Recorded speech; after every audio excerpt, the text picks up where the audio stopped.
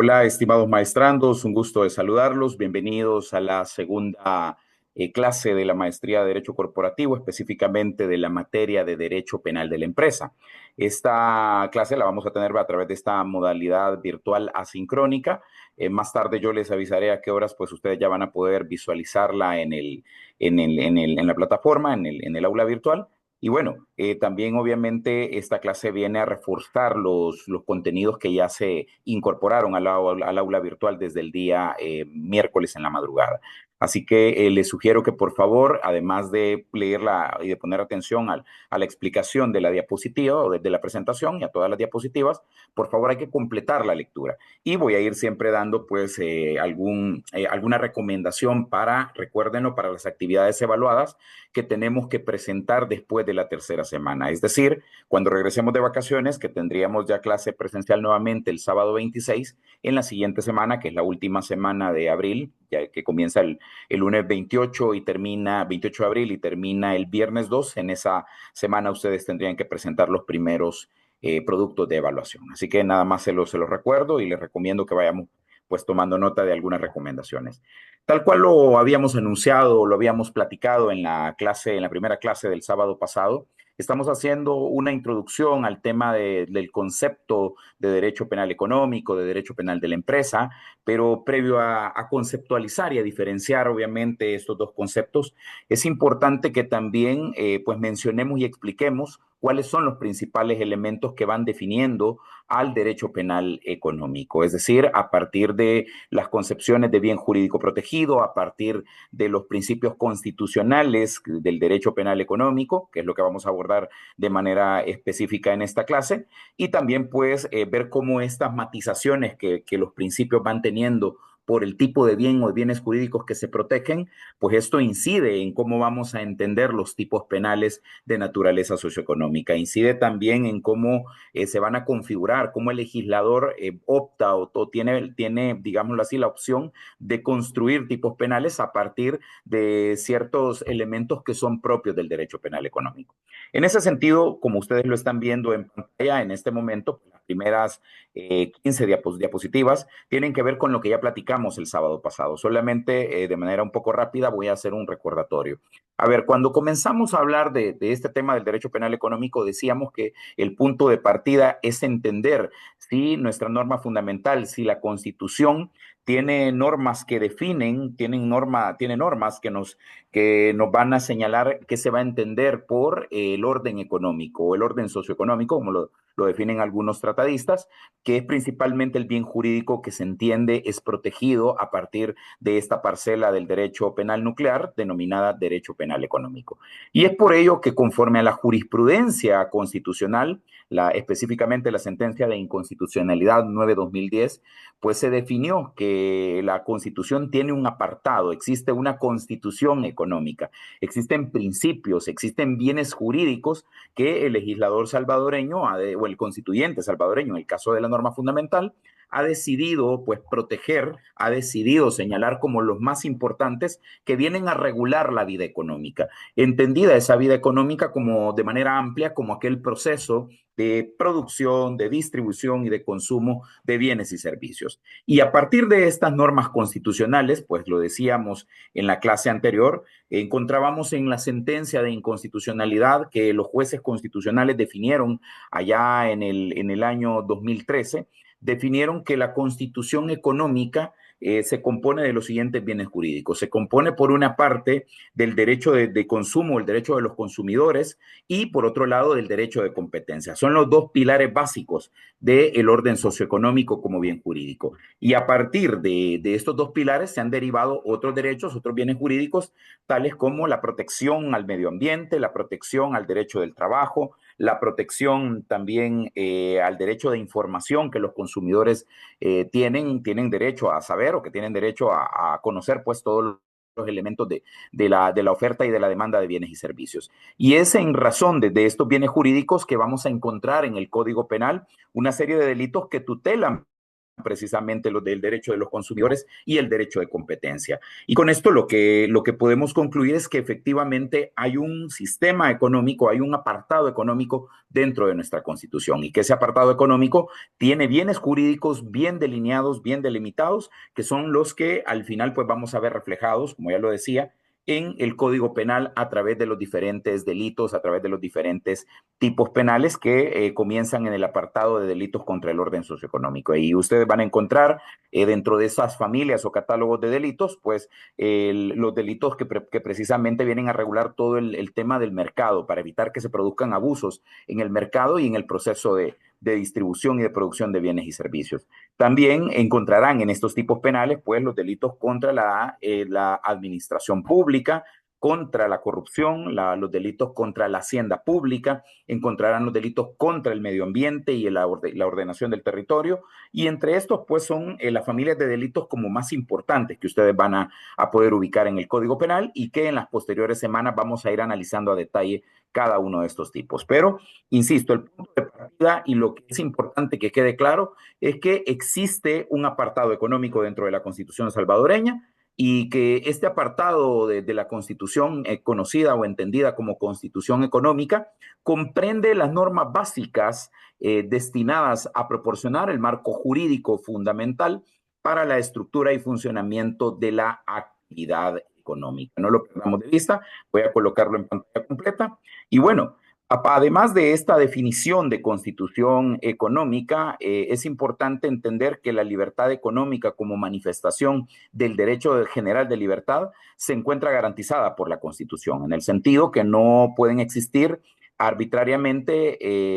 no puede ser arbitrariamente, perdón, condicionada o determinada, ya sea por el Estado o por cualquier particular. Y en caso de intentarse su vulneración, deben ponerse en marcha los mecanismos de protección de tal manifestación de la libertad. Es decir, insisto, tenemos un concepto de libertad económica que es el concepto que va a regir por regla general en ese proceso nuevamente de producción, de distribución y de consumo de bienes y servicios. Además, es importante señalar lo siguiente, permítanme, solo vamos a mover para acá la pantalla. Bien, es importante señalar que dentro de la jurisprudencia constitucional se ha establecido que de acuerdo con el artículo 1, inciso tercero de nuestra norma fundamental de la Constitución,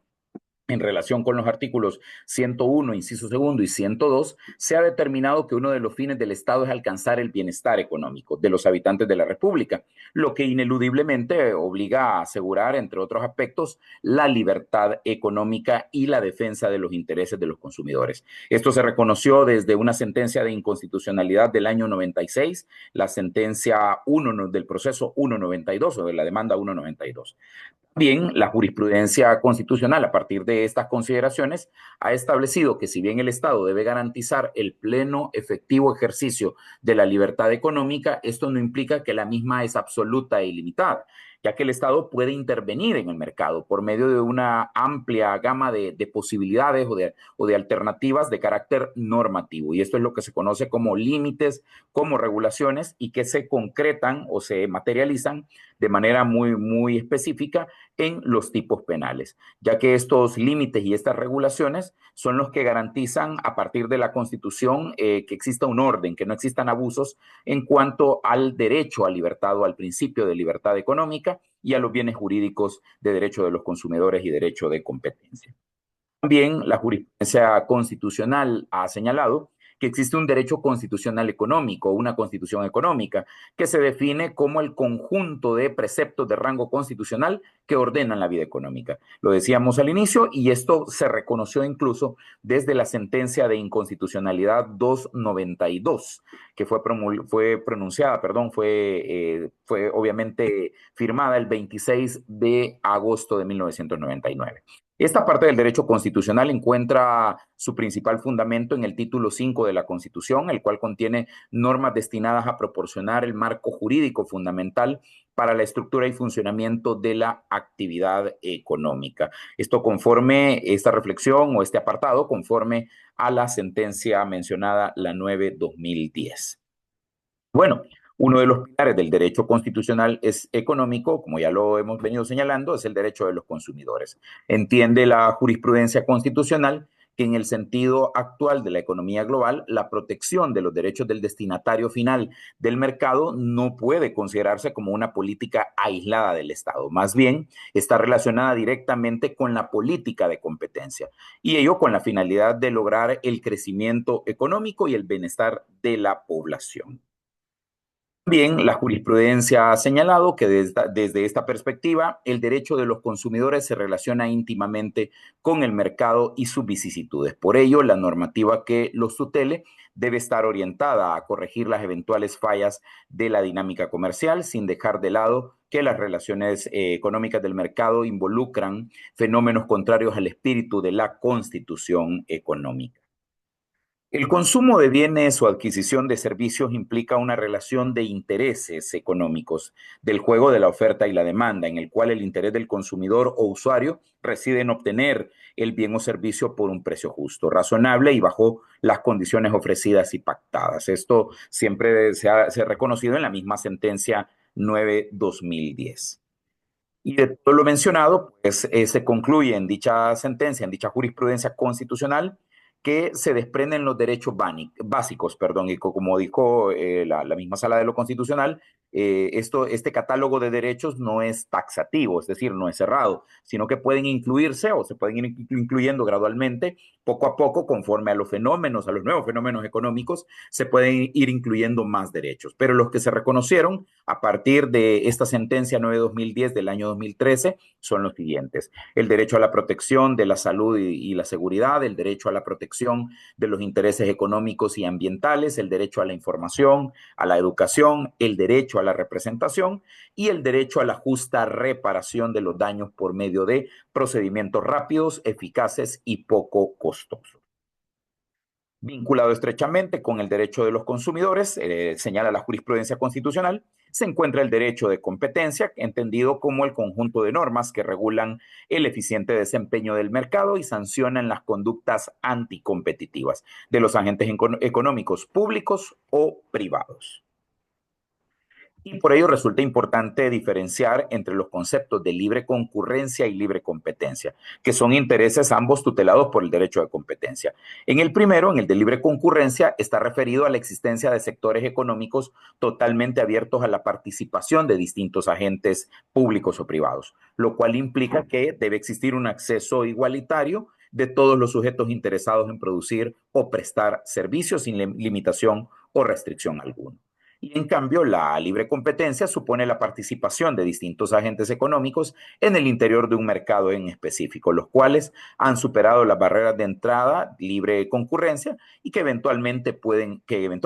existir. En definitiva, pues ambos conceptos, a pesar de su similitud, se presentan en momentos económicos diferentes. Uno, la posibilidad de tener acceso a un potencial mercado, la libre concurrencia, y el otro, lo referente a la participación de los agentes económicos, que sería la libre competencia. Todo esto pues, siempre reconocido en la misma sentencia de inconstitucionalidad 9/2010, que es la sentencia base para entender el pilar base para entender cómo funciona la constitución económica. Y bueno, el término competencia es entendido, como ya lo mencionábamos, como una situación de mercado que se ubica entre dos extremos, una competencia perfecta y una competencia monopólica. La competencia perfecta es un modelo ideal útil para la formulación de principios y teorías, situación que no se presenta en el mundo real y que, además, presupone la existencia de una infinidad de agentes económicos y que no existan barreras de entrada, de libre concurrencia y que no hayan restricciones de comercio entre países. Y bueno, a partir de todo esto, también se concluye en esta sentencia, se concluyó en la sentencia de inconstitucionalidad 8/2004 y se retoma en la 9/2010, que la Constitución no contiene ni ninguna norma expresa que defina un determinado sistema económico. Vale decir que forzosamente se impone el principio de neutralidad económica de la Constitución. Y bueno, en materia económica se ha señalado que debe existir un espacio suficiente de libertad para la actividad privada, que quede exento de intervencionismo y dirigismos estatales. Las medidas ordenadoras de la actividad económica han de ser lo suficientemente razonables y moderadas, fundadas en claros fines de bienestar general y orientadas por el llamado principio de subsidiariedad. más tenemos? Ahora, después de este breve repaso, de este breve recordatorio sobre los conceptos que abordamos en la primera clase, pues la hoja de ruta que vamos a seguir en esta segunda sesión es la siguiente. Vamos a hablar un poco de los principios constitucionales del derecho penal económico conforme han sido definidos por el profesor argentino Carlos Lascano. Hablaremos sobre, bueno, vamos a conceptualizar el orden socioeconómico también como bien jurídico. Y bueno, también hablaremos del derecho penal económico o derecho penal de la empresa. Vamos a separar los dos conceptos. A ver, comenzando pues entonces con con el primer tópico, el primer apartado. Decimos entonces que el modelo garantista del derecho penal está configurado por un conjunto de principios que se constituyen en límites al ejercicio de la potestad punitiva, que son esenciales a todo Estado de Derecho, que se traducen en condiciones necesarias tanto para la atribución de responsabilidad penal como para la imposición de la pena. Como lo explicábamos en la sesión del sábado pasado, estos límites, estos principios constitucionales del derecho penal son las barreras que van a garantizar que este derecho punitivo, este derecho de castigo que tiene el Estado, pues no exceda la esfera más íntima, más importante de los seres humanos, como es la dignidad. Más allá de que si una persona debe ser sancionada, debe ser castigada por el cometimiento de un ilícito penal, de un delito, pero debe respetarse siempre a través de estos principios la dignidad humana y que precisamente uno de los principios es o se desarrolla a partir de dicho concepto. Ahora bien, es importante señalar que dentro de estos principios o límites constitucionales que nacieron para el derecho penal nuclear, pero que a partir del surgimiento del derecho penal económico y del derecho penal de la empresa, pues estos principios van a sufrir matices, van a sufrir algunos cambios como producto de las tensiones que se originan respecto de estos nuevos bienes jurídicos, respecto de la nueva conceptualización que se hace sobre bien jurídico protegido, orden socioeconómico. Y es por ello que se ha reconocido siempre en relación a los límites constitucionales que el principio de lesividad o protección exclusiva de bienes jurídicos por el derecho penal goza de rango constitucional. De este principio de lesividad se derivan una serie de consecuencias, una serie de condiciones que ha de tener en cuenta el legislador para la creación, la formulación de tipos penales y que también deben tener en cuenta los aplicadores, los operadores del sistema de justicia penal al momento de pues, analizar en cada caso en concreto si se le atribuye un determinado delito a una X persona o a varias personas. Y en ese sentido, las consecuencias que se derivan del principio de lesividad, el cual nos está señalando que la misión más importante del derecho penal es la exclusiva protección de bienes jurídicos, encontramos como condiciones derivadas del mismo lo siguiente. Únicamente pueden considerarse infracciones penales aquellas acciones y omisiones que lesionen o pongan en peligro bienes jurídicos. Es decir, estimadas maestrandas y maestrandos, quiere decir que no podemos tener ningún delito que no podamos identificar el bien jurídico, o al menos a partir del estricto respeto de este principio de lesividad, el legislador debe acatar y debe crear tipos penales, siempre identificando, siempre señalando cuál es el bien jurídico que se pretende proteger. Y por otro lado, la segunda consecuencia del principio de lesividad es que no cualquier entidad o bien puede ser elevada a tal categoría, merecedora de protección penal. Es decir, no vamos a estar inventando bienes jurídicos porque yo considero individualmente que me deben proteger o el Estado debe tutelar un determinado ámbito de la realidad, sino que se debe respetar cuáles son y se deben identificar cuáles son los bienes jurídicos que merecen esa protección a través del derecho penal. Y ello es así porque obviamente la consecuencia jurídica que se aplica en esta parcela del derecho, de la ciencia jurídica en general, pues es la más drástica. ¿Por qué? Porque se va a limitar la libertad ambulatoria. Y en ese sentido, solamente aquellos bienes jurídicos que sean valiosos para la comunidad y que tengan como referencia esencial a la persona humana pueden ser, y que obviamente se refractan o se derivan de la Constitución, pueden ser merecedores de considerarse como bienes jurídicos protegidos a través del derecho penal y específicamente del derecho penal económico. Bueno, se entiende desde la óptica de la Constitución que como que los bienes jurídicos, y esto es un concepto, todas aquellas condiciones existenciales que aseguran la satisfacción de las necesidades humanas y cuyo menoscabo anula o limita las posibilidades de desarrollo personal dentro del marco social contemplado por la Constitución. Esto lo hemos retomado de la sentencia de inconstitucionalidad 5/2001. Como lo decíamos en la clase del sábado pasado, para resumirlo o para decirlo de una manera un poco más sencilla, los bienes jurídicos son esos presupuestos esenciales que todos los individuos necesitamos, primero para realizarnos como seres humanos en la sociedad y segundo precisamente para poder convivir con otros seres humanos que buscan esa realización. Entonces, a partir del entendimiento de ese significado de bien jurídico, es que vamos a ir construyendo, vamos a ir determinando cuáles son los tipos penales que protegen a los bienes jurídicos más importantes, no solo individualmente hablando, sino también para la colectividad. Y que cuando hablamos de colectividad, precisamente ahí viene el punto diferencial del derecho penal económico con el derecho penal tradicional o derecho penal nuclear. ¿Por qué? Porque precisamente el derecho penal económico pretende tutelar, pretende proteger aquellos bienes jurídicos que por definición, sus titulares o sus destinatarios, pues son grandes sectores de la población. ¿Por qué? Porque como ya lo vimos, están ligados a esos bienes jurídicos que se han derivado de la Constitución económica, el derecho de los consumidores, el derecho de competencia, el derecho a la salud, el derecho al trabajo, el derecho al medio ambiente, es decir, estos bienes jurídicos no le pertenecen a un solo individuo, le pertenecen o nos pertenecen en principio a muchos individuos, le pertenecen a colectividades, a colectivos grandes, y por ello se cumple, por decirlo así, se cumple con la condición del principio de lesividad que solamente, o que están cumpliendo, mejor dicho, con la condición de que son merecedores de tutela penal, son merecedores de ser protegidos a través del derecho penal. Bueno, ahora bien, el derecho penal económico implica la revisión o replanteo y en algunos casos la existencia de evidentes tensiones de algunos de esos principios constitucionales, sobre los que ha girado un derecho penal nuclear elaborado a partir de delitos violentos y patrimoniales. Vean, este comentario, esta conclusión muy interesante que la extraje del artículo del profesor Lascano, me parece que es muy reveladora y es una conclusión que debemos tener presente para entender el derecho penal económico. Y esto es así porque hay que revisar, hay que replantearse si los principios constitucionales que fueron creados para aquel derecho penal nuclear pueden ser aplicados automáticamente, pueden ser aplicados de manera natural en el derecho penal económico o existen ciertas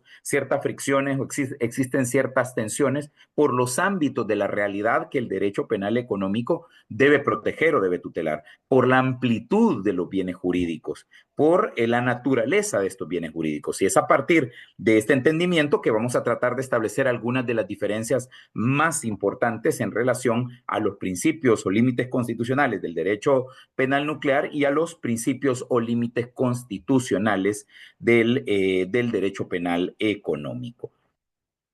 Vamos a decir sobre esto? Bueno, es importante partir también de la siguiente premisa. En el derecho penal económico es frecuente recurrir a los elementos normativos del tipo y la remisión a otros preceptos extrapenales, lo que requiere la comprobación previa de infracciones de normas mercantiles, bancarias, laborales, tributarias, ambientales, administrativas, entre otras. Entonces, ¿qué queremos decir o qué debemos entender? En la construcción de los tipos penales que son propios de un derecho penal económico, hay que tomar en cuenta que los elementos que van a definir esos delitos son elementos cuyo significado estarán por definición en otras normativas, en normativas de naturaleza administrativa, en normativas que tienen que ver con derecho a la salud, en normativas que tienen que ver con derecho al trabajo, en normativa que tiene que ver con la libre competencia, normativa que tiene que ver con el derecho de los consumidores. Es decir, esa técnica que el legislador debe respetar o debe utilizar para construir tipos penales de naturaleza económica parte de la premisa que no todos los elementos o el significado de todos los elementos estará en la norma penal, sino que habrá que recurrir, será necesario para el intérprete, para el aplicador de la norma penal, ir a esas otras normas extrapenales para completar el supuesto de hecho del delito o del tipo penal, porque de lo contrario, pues el supuesto quedaría incompleto. Habrían conceptos que quedarían indeterminados, que quedarían a demasiada discrecionalidad del aplicador, lo cual tampoco no puede ser así por principio de legalidad, pero precisamente ahí viene una de las tensiones. Es decir, ¿es válido o no es válido que el derecho penal económico, de alguna manera, force o tenga esa fricción con el principio de legalidad y permita que se recurra a otras normativas extrapenales para conceptualizar elementos de delitos? Pues eso es lo que vamos a determinar en unos momentos. Y es por ello que se ha dicho que con esta rama especializada del derecho penal se pretende proteger una serie de bienes jurídicos de difícil concreción o de difícil conceptualización. Y por ello se les denominan bienes jurídicos supraindividuales, cuya titularidad le pertenece a la colectividad en cuanto tal y no a individuos concretos, como ya lo habíamos mencionado. Verbigracia significa, por ejemplo, medio ambiente, salud del consumidor, protección de la confianza en el correcto funcionamiento del mercado de valores, insider trading, etcétera. Y también la protección del sistema crediticio. Ahora bien, ¿cómo se le denomina en la dogmática penal, en la ciencia del derecho penal, a esta técnica que el legislador debe respetar y debe obviamente aplicar al momento de construir bienes jurídicos para un derecho penal económico, que se nutre un derecho penal económico que necesita de normas extrapenales? A esta técnica se le conoce como la de las leyes penales en blanco. Y esta técnica, además de que el legislador, el que crea la norma, pues hay que verificar si está habilitado constitucionalmente para utilizarla, ya lo vamos a ver en un momento también. Es importante que no perdamos de vista que es el aplicador, es el operador del sistema de justicia quien debe comprender a cabalidad qué es lo que puede estar fuera del derecho penal y qué no puede estar fuera del tipo penal o de la definición o descripción del tipo penal. ¿Por qué? Porque precisamente es una técnica que tiene un cierto margen de validez,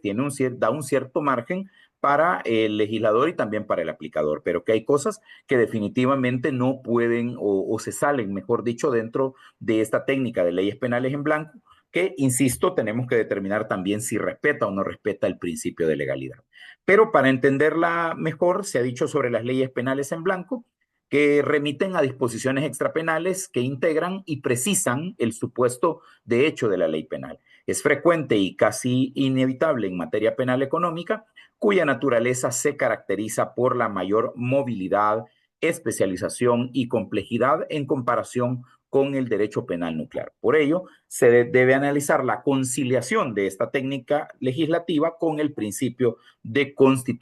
principio constitucional de legalidad. Y bueno,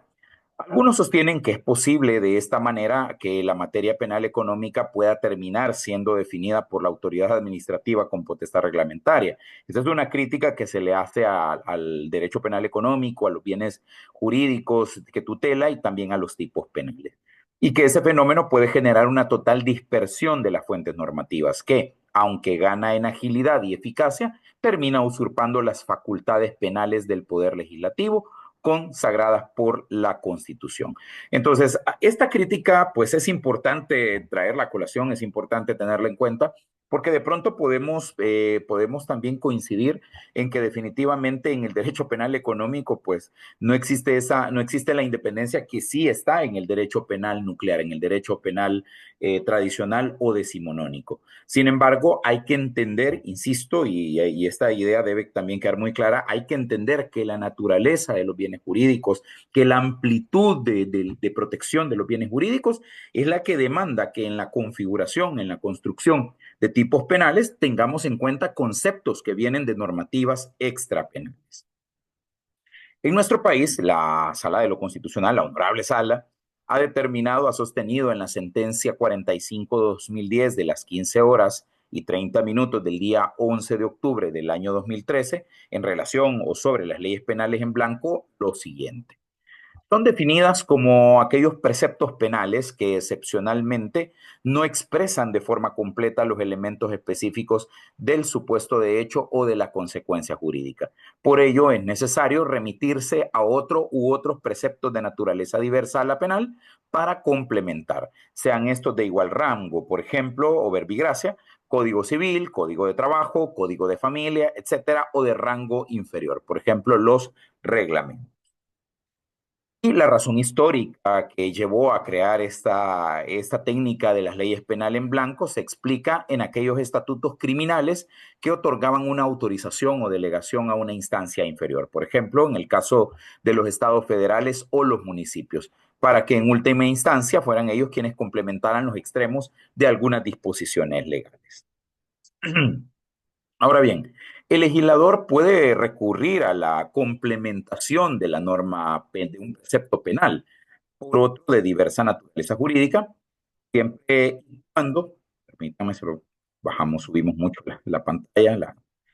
siempre y cuando la materia regular lo exija. Por ejemplo, en el tráfico, en los medicamentos, en el tema de alimentos, en el tema de medio ambiente, en el tema de la actividad financiera, etcétera. Y deben cumplirse las siguientes condiciones, ciertos presupuestos de admisibilidad constitucional para que sea válida la técnica de las leyes penales en blanco. ¿Cuáles son estos presupuestos o condiciones? Uno, que la disposición penal contenga claramente el núcleo de la prohibición, por ejemplo, que defina quién es el sujeto activo, que defina quién es la conducta, que defina cuáles son las modalidades de comisión del delito, la tipicidad subjetiva, es decir, que defina el dolo o en su caso, pues la imprudencia.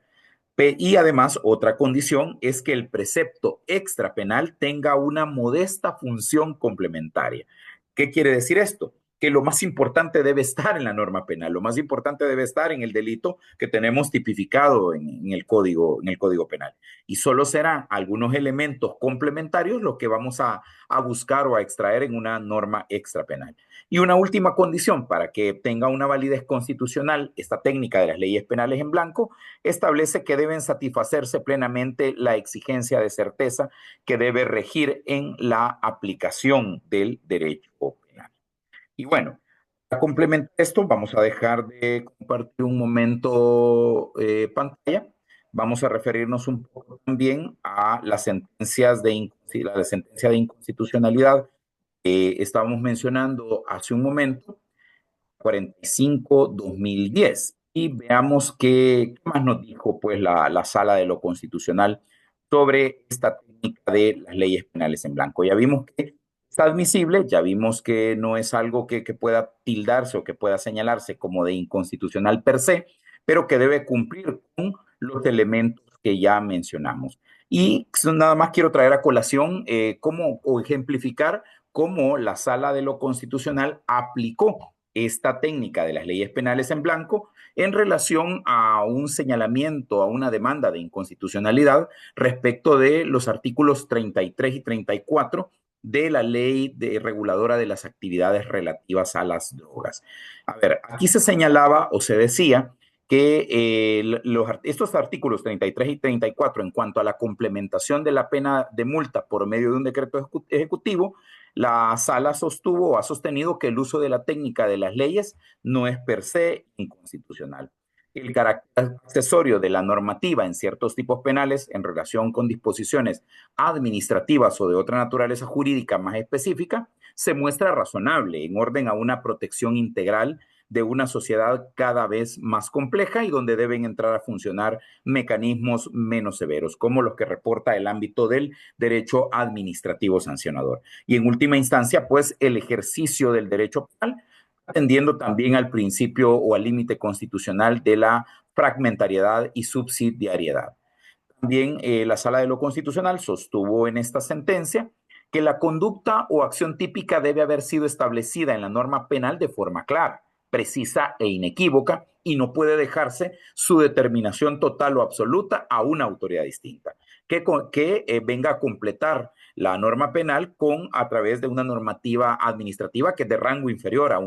a una ley en sentido material, perdón, en sentido formal. Recordemos que las leyes en sentido formal son aquellas que han pasado por el proceso de formación de ley y las leyes en sentido material son aquellas que no pasan por ese proceso de formación, pero que a través del principio de reserva de ley en su dimensión relativa, pues la ley secundaria habilita o delega a normativas de rango inferior para que desarrollen ciertos aspectos. Y entre esas normativas, pues ya lo hemos mencionado, lo que decíamos de la clase pasada, encontramos los reglamentos, los instructivos, encontramos las ordenanzas, encontramos lineamientos técnicos, etcétera. Por ello, es importante, como lo ha dicho la sala, la acción, la conducta debe estar establecida de manera plena en la norma penal y solo vamos a completar algún elemento que de pronto, algún concepto que de pronto sea necesario recurrir a una normativa extrapenal. Bajo esa premisa es que se entiende la constitucionalidad y la validez de la técnica de las leyes penales en blanco. Y también la Sala de lo Constitucional sostuvo en esta sentencia 45-2010 que puede recurrirse a tal técnica en lo que se refiere a leyes penales en blanco también al revés, es decir, a aquellos preceptos que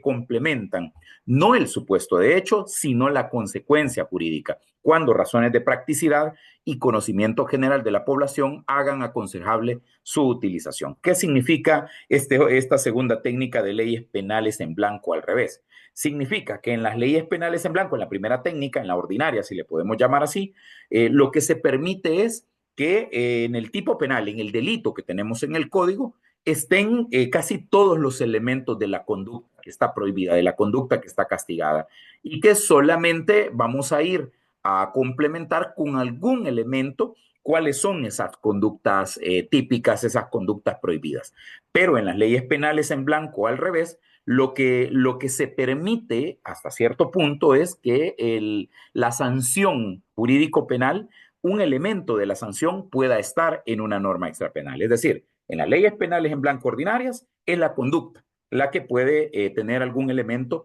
que debemos o un significado, un concepto que tenemos que ir a buscar en una normativa extrapenal. Pero en las leyes penales en blanco al revés es la sanción como tal. Por ejemplo, un delito que establezca una pena de multa, un delito que establezca una pena de inhabilitación, un delito que tenga una pena, una consecuencia accesoria, que de pronto pues necesitamos ir a una normativa extrapenal para tener de manera precisa, de manera clara, cuál es el ámbito que abarca la sanción. Estas serían entonces las dos técnicas legislativas que han sido desarrolladas, que han sido explicadas, perdón, en esta sentencia 45-2010, como ya lo decíamos, per se, por sí mismas, no son inconstitucionales, pero deben respetar estos lineamientos que ha dado la jurisprudencia constitucional para que puedan ser admisibles o sean compatibles con la Constitución, tanto desde la formulación de los tipos penales por el legislador como al momento de la aplicación o la interpretación que hacen los aplicadores. Y en ese sentido, también la Sala Constitucional ha señalado que es posible deducir más de alguna razón de conveniencia práctica que tenga en cuenta el legislador para utilizar un concepto, que es el concepto que se estaba cuestionando en esta inconstitucionalidad 45-2010 respecto de los artículos 43 y 44, 33 y 34, perdón, de la ley reguladora de las actividades relativas a las drogas, se cuestionaba el concepto de salario mínimo como tal, que por qué ese concepto no había sido desarrollado en la ley especial de naturaleza penal, sino que había que recurrir a una normativa extrapenal. Entonces la sala señala que puede ser que el legislador tuvo alguna razón de conveniencia práctica para la utilización de este concepto de salario mínimo como unidad económica en cuanto a la pena de multa, como es el hecho de que si se imponen cantidades exactas o ligeramente indeterminadas en el Código Penal, tales cantidades pueden quedar superadas en el devenir histórico y diversos factores económicos. Por ejemplo, la devaluación de la moneda, la inflación, una mayor capacidad adquisitiva de la población, volviéndose inútiles las finalidades perseguidas dentro del marco de política criminal. Aunado a ello, sostuvo la sala, debido a su clara referencia para la actividad judicial, la noción de salario mínimo cuenta con el indiscutible conocimiento de la colectividad en general. Sin embargo, para que ello supere el test de constitucionalidad, el examen de constitucionalidad, resulta imprescindible que se fije específicamente en la ley penal a cuál de la diversidad de salarios mínimos comprendidos en el decreto ejecutivo, se hace referencia como sanción económica por un delito relacionado a las actividades de drogas, actividades de consumo, de tráfico de drogas. Es decir, compañeras y compañeros, estimados maestrandos, para entender este supuesto, para entender cómo funcionan las leyes penales en blanco, en este caso en concreto de esta sentencia 45-2010,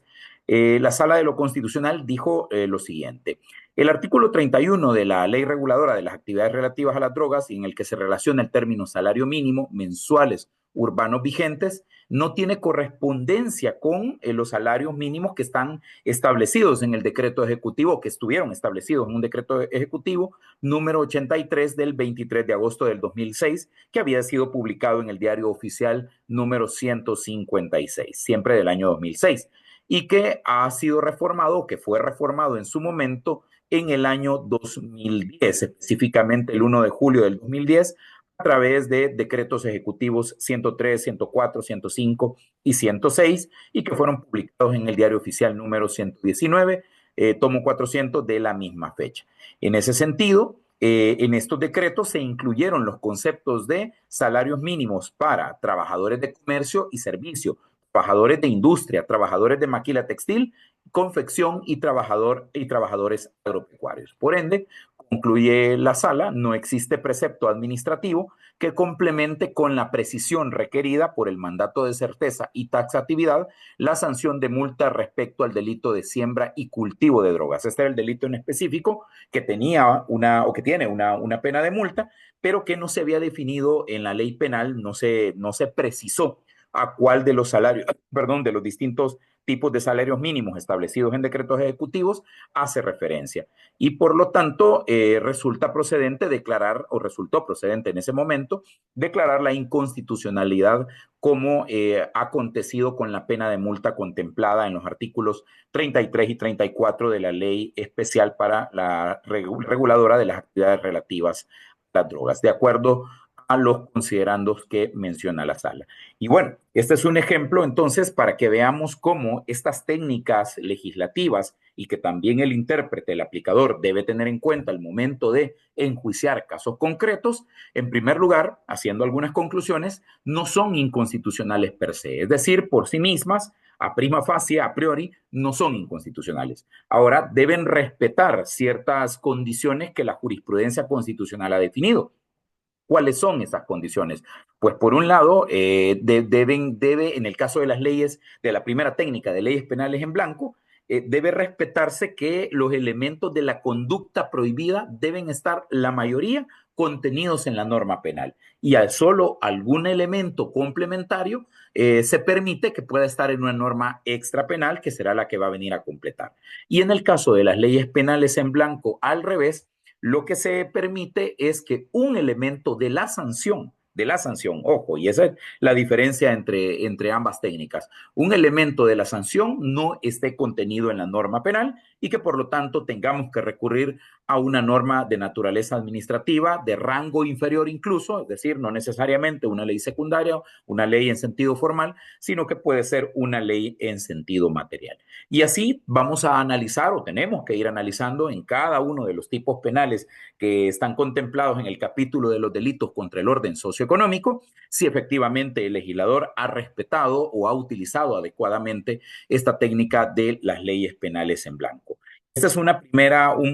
muestra de las tensiones que se generan entre los principios constitucionales del derecho penal nuclear con los principios y cómo estos deben ser aplicados en relación al derecho penal económico. Pero para explicar también estos principios es necesario recurrir, como ya lo hemos mencionado, a la conceptualización, a la definición que hace el profesor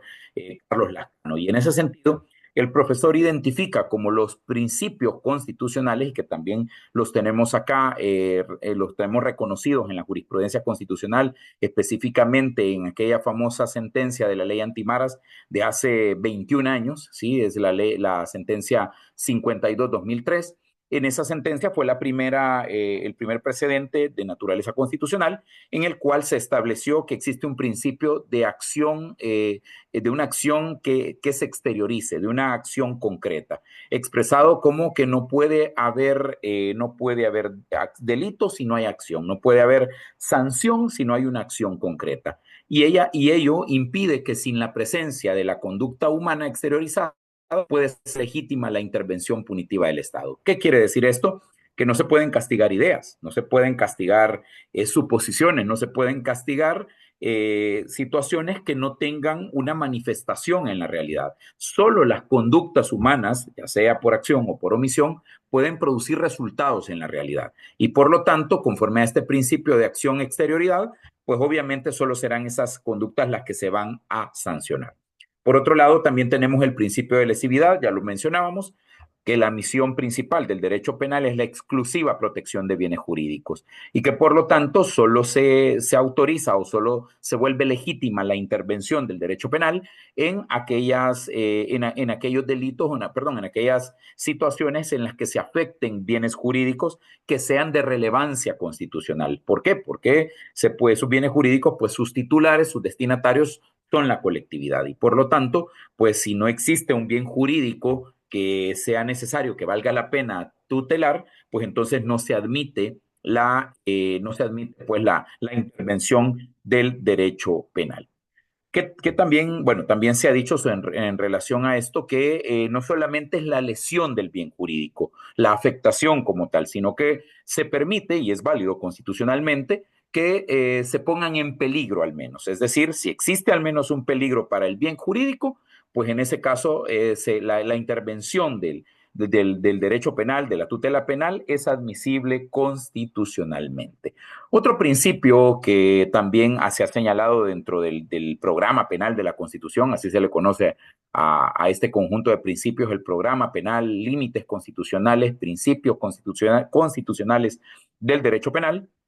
es el principio de proporcionalidad de la pena. Significa que entre el hecho que tiene un disvalor de acción, debe existir también un disvalor de resultado, debe existir esa coherencia, esa proporción entre la gravedad del hecho como tal, la afectación del bien jurídico o la puesta en peligro del mismo, y en esa medida deberá ser también razonable la imposición de la sanción. Y por ello, pues se ha dicho que la gravedad de la pena debe resultar proporcionada a la entidad del bien jurídico que ha sido lesionado o puesto en peligro por el injusto penal. La razonabilidad que impregna este principio se refiere a la adecuación entre los fines comunitarios y estatales que se persiguen y la intensidad de las restricciones de los derechos padecidos por las personas.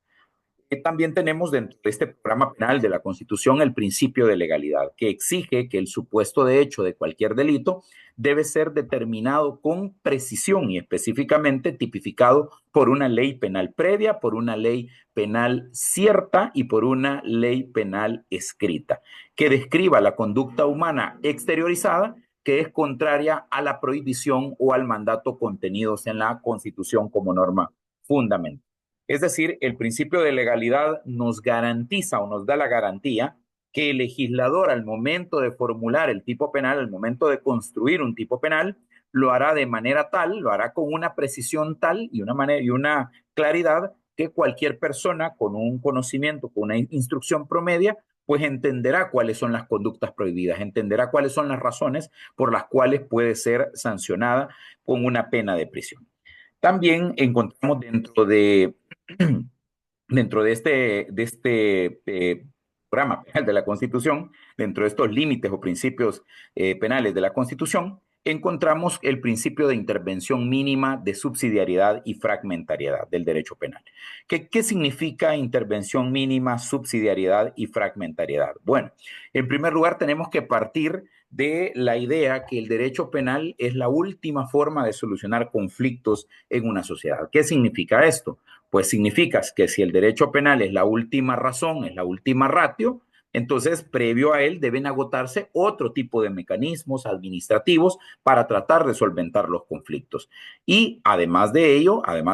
el derecho penal, ¿sí?, solamente intervendrá cuando la modalidad de afectación, de lesión del bien jurídico, cuando la puesta en peligro sea la más lesiva de todas. Sí, el derecho penal no debe ser la primera forma de reacción frente a los conflictos de la sociedad, sino que deben buscarse otros mecanismos que sean menos drásticos, que tengan menos intensidad en cuanto a la consecuencia jurídica que el derecho penal. Por otra parte, también encontramos dentro del programa penal de la Constitución el principio de culpabilidad. El principio de culpabilidad requiere que la conducta humana será sancionada, es aquella conducta humana que se exterioriza, pero que también implique que ha sido con intencionalidad, ¿sí? Si el delito es eminentemente doloso o si ha existido imprudencia. ¿Sí? La imprudencia es lo contrario al dolo. El dolo supone conocimiento y voluntad. En cambio, en la imprudencia no partimos de que hay intencionalidad, sino que lo que ocurre es la desatención, la falta a un deber objetivo de cuidado. Actuar de manera, en algún momento, de manera negligente, no tener la diligencia de un buen padre de familia, lo han dicho siempre los libros de derecho penal. Entonces, para que una persona sea culpable, primero hay que partir, y para concretizar este principio constitucional de culpabilidad, hay que partir de que la persona debe ser capaz.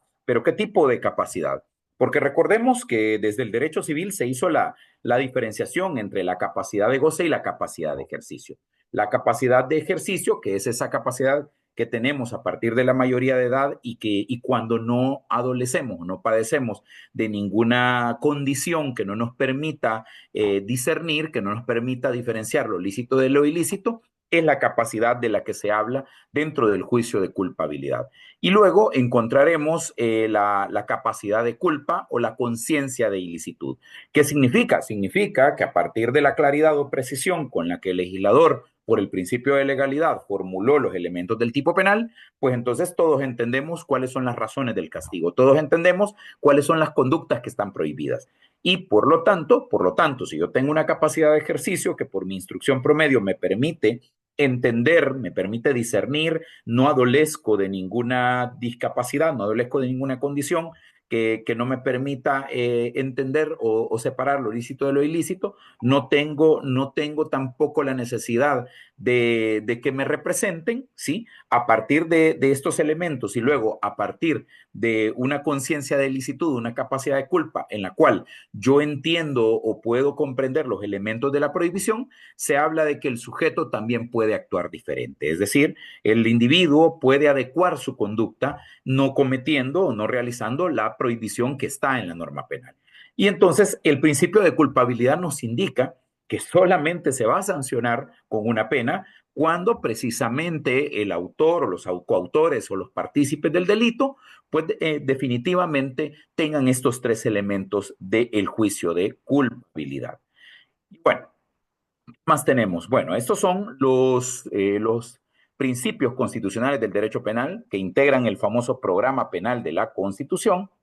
Y a partir de ellos vamos ahora a verificar cómo se han matizado, cómo se han entendido, cómo se han aplicado en el derecho penal económico. Y decimos que, o ha dicho, pues dice la doctrina, sobre todo cosas autorizadas como el profesor Lascano, que el derecho penal económico implica revisar o replantearse en algunos casos, no en todos, por el surgimiento de tensiones o de fricciones entre la forma en cómo fueron entendidos aquellos principios del derecho penal nuclear respecto hoy de los bienes jurídicos, respecto de las situaciones que el derecho penal económico viene a tutelar. Y en ese sentido, se ha dicho, pues, o el profesor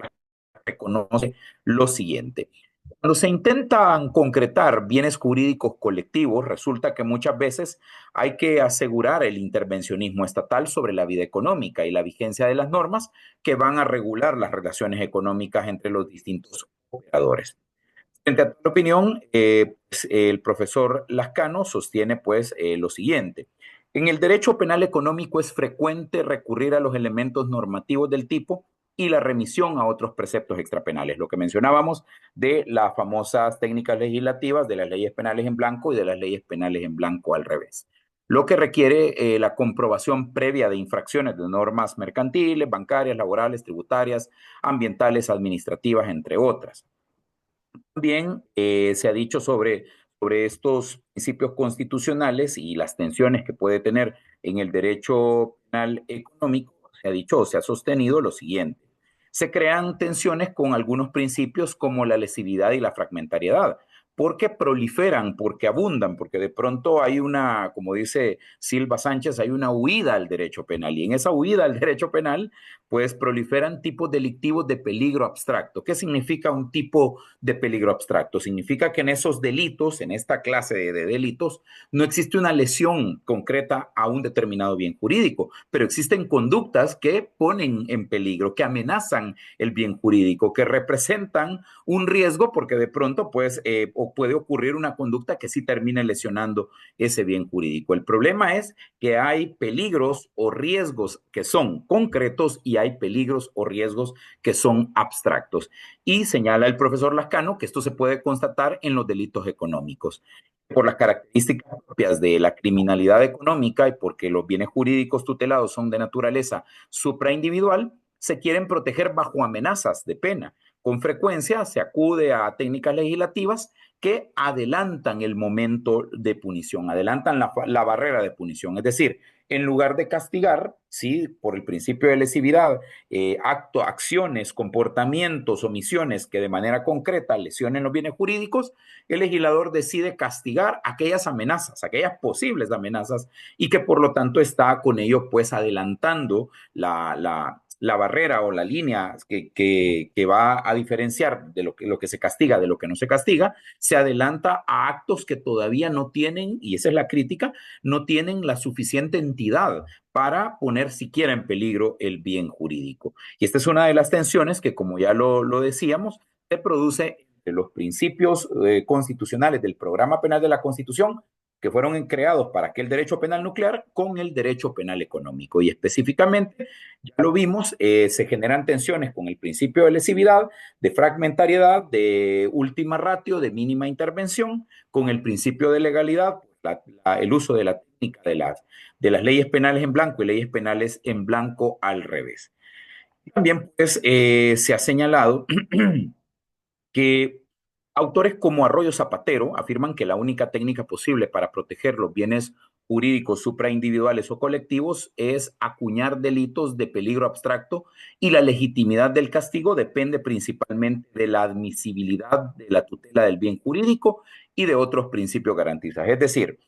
hay autores como Arroyo Zapatero, que es un autor muy reconocido en el ámbito del derecho penal económico español, que consideran que no hay otra forma, no existe otra manera, otra técnica que permita proteger o tutelar los bienes jurídicos de naturaleza socioeconómica, sino que solamente se pueden tutelar a través de este adelantamiento de la barrera de punición, a través de la creación de delitos de peligro abstracto y no de peligro concreto. Es decir, castigando conductas que pueden, es una posibilidad, pueden llegar a ser potencialmente lesivas para el bien jurídico. Y bueno, sostiene el profesor Arroyo Zapatero que en la mayoría de delitos de tipos o de delitos del derecho penal económico, la idea de peligro solo es cierta en cuanto se tome como referencia un bien jurídico individual, pero no si se atiende a un bien jurídico colectivo. Y pone como ejemplo el castigo de la publicidad engañosa, sin esperar a que el patrimonio de un determinado consumidor sea lesionado. Entonces sostiene el profesor Arroyo Zapatero que solo resulta un peligro si se pretende que el bien jurídico que se proteja por ese delito es el patrimonio, más no lo es si se admite que el bien jurídico amparado es la veracidad de la publicidad, la cual queda dañada con la emisión de la información falsa. Entonces vemos con este ejemplo muy interesante que está poniendo el profesor Arroyo Zapatero, que definitivamente para que tenga validez la creación de tipos penales de naturaleza socioeconómica o que van a proteger bienes jurídicos de naturaleza económica, es necesario que en la técnica legislativa se tome en cuenta cómo determinadas conductas pueden lesionar bienes jurídicos individuales y no bienes jurídicos colectivos. Porque dice el profesor Arroyo Zapatero, miren, en el caso de la publicidad, esta publicidad engañosa, pues debemos tener en cuenta cómo esta publicidad puede terminar afectando el patrimonio de uno o de varios consumidores, ¿sí? O de un determinado consumidor. Pero no sería válido, desde su perspectiva, que se castigue por el solo hecho de la falsedad en la publicidad. También se ha señalado que es admisible recurrir a una categoría que se ubica entre los delitos de peligro abstracto y los delitos de peligro concreto. Y esta referencia pues ya la hace el profesor Lascano y se refiere a los tipos de peligro hipotético, cuya utilización es cada vez más frecuente en el derecho penal económico. Los delitos castigan una conducta objetivamente idónea, peligrosa, en una consideración ex ante, es decir, considerando antes de que ocurra una conducta o un comportamiento, sobre la posibilidad de afectación de un bien jurídico concreto o de incremento de una situación de peligro para dicho bien. Lo que caracteriza a esta tipología delictiva, y aquí pues cita al profesor Martínez Buján Pérez, Carlos Martínez Buján Pérez, otra persona u otra eminencia, una voz autorizada en el derecho penal económico, que la incorporación explícita al injusto, el injusto es el delito, el tipo penal, de elementos típicos normativos de aptitud, o sea, elementos de valoración sobre la potencial lesividad de la acción de la gente, cuya concurrencia habrá de ser constatada por el juez. Vemos entonces también cómo en relación con la configuración de los tipos penales, pues ya lo decíamos, un primer elemento, una primera señal de atención que señalaba el profesor Arroyo Zapatero era, mire, para que sea válido, para que se entienda que se permite o que es legítimo adelantar la barrera de punición, es decir, castigar conductas que pueden llegar a ser potencialmente peligrosas, se debe hacer a partir del daño que pueden producir de manera concreta y no del daño que pueden producir de forma abstracta. Y luego, pues señala el profesor Lascano, mire, hay otro tipo de delitos denominados delitos de peligro hipotético. O sea, ya no tenemos solamente la clasificación tradicional de peligro concreto y de peligro abstracto, sino que ahora también se habla de peligro hipotético, cuya utilización es cada vez más frecuente en el derecho penal económico, que dice que lo que se está castigando es la posible afectación del bien jurídico concreto o el incremento de una situación de peligro para dicho bien. Y en ese orden de ideas, pues el profesor Lascano también se apoya en la afirmación del profesor Puján Pérez, quien dice que lo que caracteriza a esta tipología delictiva es la incorporación explícita al delito de elementos típicos o elementos normativos de aptitud, es decir, que tengan una idoneidad para llegar a afectar o lesionar el bien jurídico de naturaleza económica. Y bueno, aparte de estas tensiones que se producen, de estas matizaciones de los principios constitucionales del derecho penal o del programa penal de la Constitución que surgió para aquel derecho penal nuclear y que ahora se deben aplicar en el derecho penal económico, también se ha señalado lo siguiente: otra área que obliga a estudiar la compatibilidad con los principios constitucionales es la de aquellas disposiciones contenidas en algunas leyes especiales que consagran la responsabilidad penal de las personas jurídicas en sí mismas. A ver, sobre esto, en su momento, cuando corresponda, me parece que es por la semana 4, semana 5, cuando corresponda analizar el tema de la responsabilidad de las personas jurídicas, pues vamos a explicar a detalle cuáles son las críticas que se le hace a todo sistema de imputación, a todo sistema que pretenda acusar a una persona jurídica. ¿Por qué? Porque como ya lo decíamos, hay dos principios que son o que fueron elaborados únicamente para personas físicas. Solo las personas físicas podemos desarrollar comportamientos activos u omisivos que se exteriorizan, que son comprobables en la realidad. Solamente las personas físicas podemos generar una acción, y ahí está el principio de acción, que es la base para luego emitir una sentencia condenatoria, pero que el otro elemento que necesita, además de la acción, es la culpabilidad. Entonces te dice, las personas jurídicas no tienen acciones, es decir, quienes actúan por ellas son las personas físicas. Por eso se critica, y esto me estoy adelantando a lo que hablaremos en su momento con este tema de la responsabilidad penal de las personas jurídicas, se critica que de pronto, pues las personas jurídicas no tienen capacidad de acción y de igual manera no tienen capacidad de culpa, es decir, no tienen aquellos tres elementos del juicio de culpabilidad que mencionábamos hace un ratito. Por lo tanto, pues el profesor Lascano también lo retoma aquí en su artículo como un elemento, como un aspecto que debe estudiarse la compatibilidad de estos sistemas de responsabilidad penal para la persona jurídica con el programa penal de la Constitución, con estos principios o límites constitucionales del derecho penal. Y bueno, ¿qué más tenemos sobre esto que ha señalado o ha reseñado el profesor Lascano? Vamos a ver, me parece que estos son los elementos más importantes sobre, sobre los cuales él ha desarrollado pues la crítica a este derecho penal o a la aplicación de los principios constitucionales del derecho penal nuclear al derecho penal económico. Bien, el profesor Lascano ha señalado en su artículo cuál es la relevancia constitucional de los bienes jurídicos que se protegen por el derecho penal económico. Y en ese sentido, citando a Juan María Rodríguez Esteves, ha señalado que no todo ataque contra un bien jurídico con contenido patrimonial tendrá naturaleza de delito económico. Muy interesante esta afirmación, es importante ponerle bastante atención. Lo siguiente, el contrario, ha señalado el profesor Rodríguez Esteves, para que una conducta socialmente disvaliosa, es el disvalor de la acción, o sea, la acción es disvalorada o desvalorada, porque obviamente es una acción que está lesionando un bien jurídico,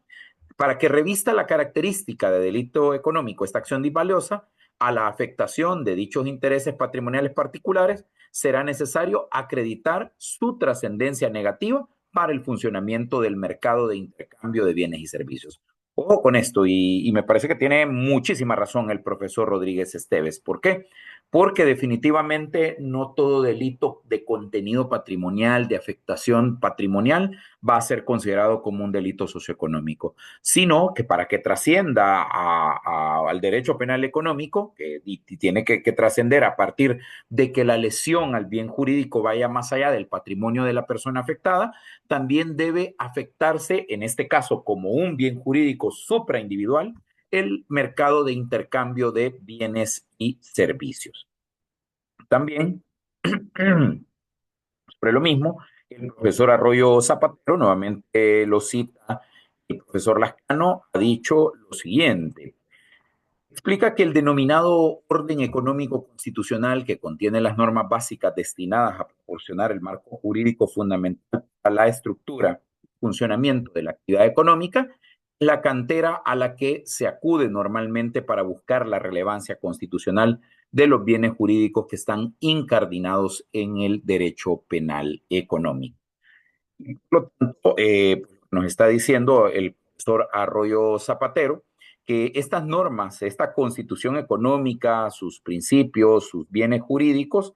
tienen que ser obviamente la génesis, tienen que ser la matriz a la cual debamos acudir siempre para encontrar si los delitos que tenemos en el Código Penal están o no están protegiendo, están tutelando, y en el caso salvadoreño, conforme a la jurisprudencia constitucional que comenzamos analizando, que fue el punto de partida, pues ahí vamos a determinar si definitivamente, pues el legislador, cuando creó esos delitos contra el orden socioeconómico que están en el Código Penal y que los vamos a ir analizando en las posteriores semanas, pues tienen ese fundamento, tienen ese apoyo de proteger los bienes jurídicos de naturaleza socioeconómica que ya hemos comentado al inicio de esta clase y que también pues comentamos en la clase, un poco en la clase anterior. Bien, ahora sí me parece que estos son los principales elementos que ha desarrollado el profesor Lascano. Obviamente ustedes tienen que completar con la lectura, no podemos quedarnos solamente con la explicación que damos acá en la clase, que obviamente la explicación o la reflexión de su servidor debe ser orientadora, debe ser importante a efecto de que podamos evacuar dudas, a efecto de que podamos despejar algún elemento que no esté muy claro, pero son ustedes, a este nivel de maestría, quienes a través de la lectura tienen también que ir formulando sus problemas y sus propias conclusiones. Ahora bien, ¿qué más tenemos para desarrollar en esta clase? Vamos a ver qué más tenemos. Vamos a volver a la presentación. Vamos a ver, solo permítanme un momento. Bueno, como dijimos en la hoja de ruta inicial, además de hablar de los principios constitucionales del derecho penal económico y obviamente de cómo estos deben ser aplicados perdón, los principios constitucionales del derecho penal y cómo deben ser aplicados en el derecho penal económico, hay que hablar ahora sobre el concepto de el orden socioeconómico como bien jurídico. ¿Cuál es el alcance que debe tener ese concepto? Y para ello, como se les proporcionó, se les brindó en la primera semana, debemos partir de las reflexiones que realiza el profesor, y aquí retomamos ya Doctrina Nacional, el profesor Delmer Mundo Rodríguez. El profesor Delmer ha hecho un análisis muy, pero muy interesante en un artículo que fue publicado en una revista del Consejo Nacional de la Judicatura, y ese artículo es el que se les ha proporcionado. Una reflexión, ¿no? Una reflexión muy interesante sobre cómo podemos llegar a conceptualizar el orden socioeconómico como un bien jurídico protegido. Y bueno, vamos a remitirnos a estos comentarios que hace el profesor Delmer Rodríguez. Solo un momento en lo que traigo un poco de agua, porque ya a esta altura del partido, pues ya la garganta se ha resecado un poco. Solo un momento, por favor.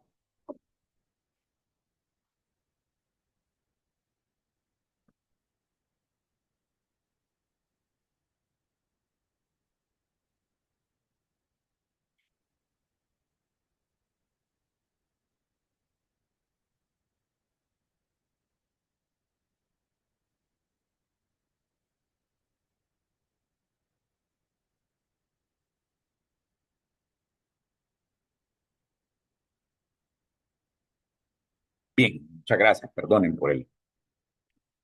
la interrupción. Decíamos, en cuanto al orden socioeconómico, ¿qué ha señalado el profesor Delmer Rodríguez en el análisis de conceptualización, de significación de lo que se entenderá? Señala perdón, señala el profesor Rodríguez lo siguiente. En sentido estricto, el orden socioeconómico se entiende como la intervención directa del Estado en las actividades o relaciones económicas utilizando su coacción institucional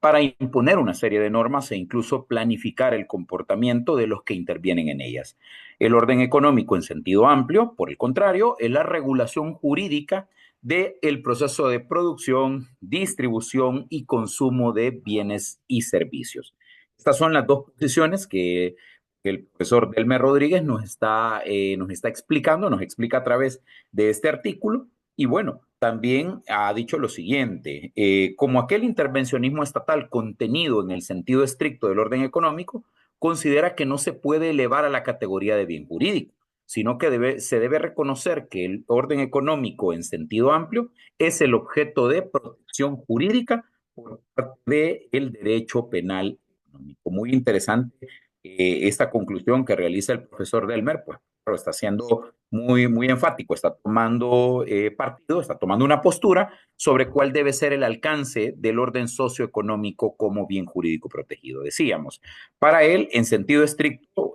pues él explica, se entiende como el intervencionismo del Estado en las actividades o relaciones económicas, utilizando su poder de coacción para imponer normas e incluso planificar el comportamiento de los agentes económicos y de todos los sujetos que intervienen en el proceso económico. Pero también en sentido amplio se dice que el orden socioeconómico es regular ese proceso que comienza con producir, sigue con la distribución y termina con el consumo de los bienes y servicios. Entonces él pues es muy enfático y dice, bueno, tomo partida y creo que lo más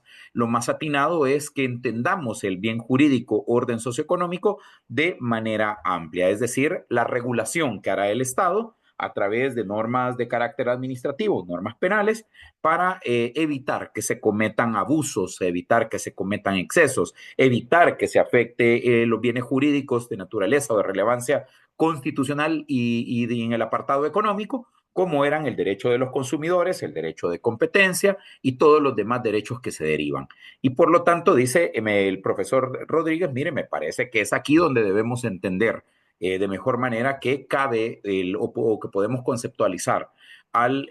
bien jurídico orden socioeconómico. ¿Por qué? Porque se regula todo el proceso. ¿Sí? No solamente es intervenir imponiendo normas como se ha conceptualizado en sentido estricto, sino que de una manera más amplia es la regulación que obviamente pues toma en cuenta los bienes jurídicos de relevancia constitucional, ¿sí? Los cuales ya hemos explicado a través del desarrollo de la jurisprudencia, y también pues obviamente lo hará ese calificativo o ese adjetivo de regulación lo hará de manera amplia, tanto con normas de carácter o de naturaleza administrativa como normas de naturaleza penal. Y en ese sentido, el profesor Delmer también considera las principales manifestaciones de disposiciones constitucionales relacionadas con actividades económicas son las siguientes. Por un lado, la propiedad privada, que está en el artículo 103, en función social, no lo olvidemos. Luego, la libertad empresarial está en el artículo 110, inciso segundo. Estas disposiciones son de la Constitución, obviamente. Y esta disposición lo que establece es que a fin de garantizar la libertad empresarial y de proteger al consumidor, se prohíben las prácticas monopolísticas. También el interés de la familia por su protección económica en el artículo 32. La familia es la base fundamental de la sociedad y tendrá la protección del Estado, quien dictará la legislación necesaria y creará los organismos y servicios apropiados para su integración, bienestar, desarrollo social, cultural y económico. De igual manera, el interés de las clases económicamente débiles en una distribución más equitativa de la renta y la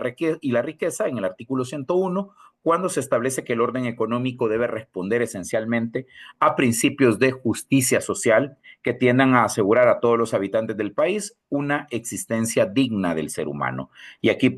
menciona también o relaciona el artículo 102, inciso segundo, el Estado fomentará y protegerá la iniciativa privada dentro de las condiciones necesarias para acrecentar la riqueza nacional y para asegurar los beneficios de esta al mayor número de habitantes. También reconoce o señala el profesor Delmer como disposiciones constitucionales relacionadas al económico, a la constitución económica, el interés de los trabajadores por el pleno empleo. Artículo 37, el trabajo es una función social, goza de la protección del Estado, no se considera un artículo de comercio. El Estado empleará todos los recursos que estén a su alcance para proporcionar ocupación al trabajador, manual o intelectual, y para asegurar a él y a su familia las condiciones económicas de una existencia digna. De igual manera, o de igual forma,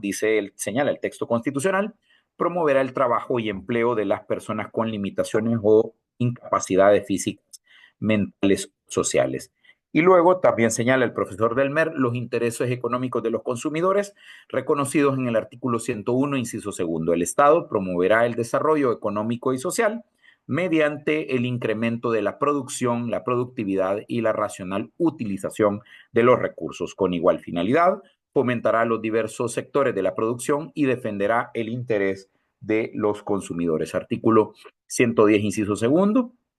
También lo relaciona con el artículo 101 que acabamos de leer, el cual señala que a fin de garantizar la libertad empresarial y proteger al consumidor, se prohíben las prácticas monopolísticas. Y bueno, a partir de esta noción, va concluyendo también el profesor Delmer, se puede estructurar un concepto de derecho penal económico. Y para estructurarlo, pues él viene y señala algunas características. Y entre estas características, él ha señalado que el derecho penal económico es fragmentario, el derecho es así, o lo denomina de esta forma, porque tiene como objeto inmediato de protección el orden económico. Sin embargo, como el derecho penal en general, no protege todas las manifestaciones posibles de dicho bien jurídico, sino que el legislador penal ha seleccionado en el momento creador de la norma jurídica los ataques más graves a las expresiones de las relaciones o actividades económicas que considera relevantes y por lo tanto merecedoras de sanción penal. Muy interesante también esta definición de fragmentariedad que nos está regalando el profesor Delmer dentro del trabajo del producto de evaluación que ustedes tienen que entregar. Pues yo recomendaría que todos estos elementos que voy mencionando, porque voy escogiendo pues digamos lo que considero más importante de las lecturas que se les han dejado, creo que debemos ir tomando nota para que luego solo lo vayamos trasladando a la matriz, al cuadro comparativo, que es lo que ustedes van a entregar. Y recordemos que también por ahí hay un ensayo, siempre me parece, para esta primera evaluación, así que será importante que todas estas ideas se vayan retomando, por favor. También el profesor Delmer dice que, o ha señalado, el derecho penal económico es accesorio, porque no crea sus propios objetos de protección jurídica, sino que estos les vienen dados previamente, sobre todo por la Constitución. Interesante caracterizarlo, denominarlo como accesorio, porque de pronto pues pareciera ese calificativo como que es algo que depende exclusivamente de. Yo en lo personal coincido al señalar que es obviamente que tenemos que acudir obviamente a establecer o a determinar cuáles son los bienes jurídicos que están allá definidos por la jurisprudencia constitucional como bienes jurídicos de naturaleza económica, pero no sé si la denominación puede generar algún equívoco. Me hubiera parecido, en lo personal, pues que mejor se le pudo haber denominado como complementario. Creo que lo de complementario es un poco diferente a lo de accesorio. Y también, pues, resulta que está influenciado, ¿verdad? También señala que resulta influenciado por la planificación económica. Sociedades como la nuestra, en la que se propende, al menos en discurso, sistema de mercado, resulta clara la influencia que la planificación económica como actividad estatal tiene en la política criminal, que tiene en la política criminal. En efecto,